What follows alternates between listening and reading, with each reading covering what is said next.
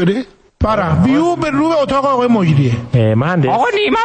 نیمه بده باراجی کرد. تراکتور کارک زدم پا من تراکتور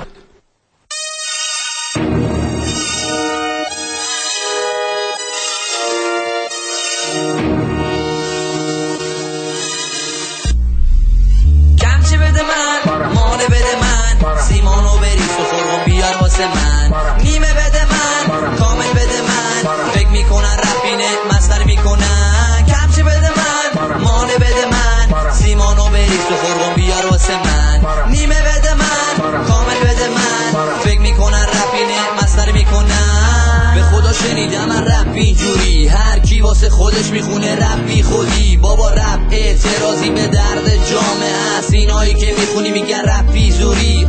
میگن کل رپ چرت مست حرفای توی که برام چرک دسته چون استعدادی بالا نشسته رپ میخونه عاشق میتینگ و مستر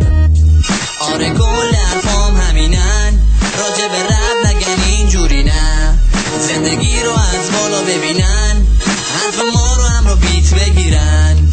آره کل حرفام همینن راجع به رپ نگن اینجوری نه زندگی رو از بالا ببینن حرف ما رو هم رو بیت بگیرن من مانه بده من سیمانو بریز و خورم بیار واسه من نیمه بده من کامل بده من فکر میکنن رفینه مستر میکنن کمچه بده من مانه بده من سیمانو بریز و خورم بیار واسه من نیمه بده من کامل بده من فکر میکنن رفینه مستر میکنن رفتیم توی ورس بعدی جلومم کم میاره شعر سعدی چون اون نمیتونه رپ بکنه و همراه من بزنه به بیت قبلی سعدیا برو زود بیا کار داریم امشب پیش زکریا شوخی کردم جنب فام بود جوک نگفتم بگی خنده دار بود کمچه بده من مانه بده من سیمانو بریز و فرقم بیار واسه من نیمه بده من کامل بده من فکر میکنن رفینه مستر میکنن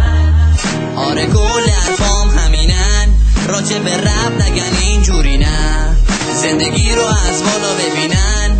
حرف ما رو هم رو بیت بگیرن آره کل حرفام همینن راجع به رپ نگن اینجوری نه زندگی رو از بالا ببینن حرف ما رو هم رو بیت بگیرن حرف ما رو هم رو بیت بگیرن حرف ما رو هم رو بیت بگیرن حرف ما رو هم رو بیت بگیرن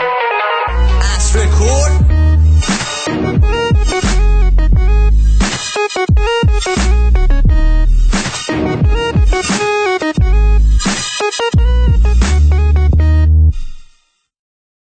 تو چشمان من نگاه کن اگه منو بکشی چی گره تو میاد تفنگ رو بنداز زمین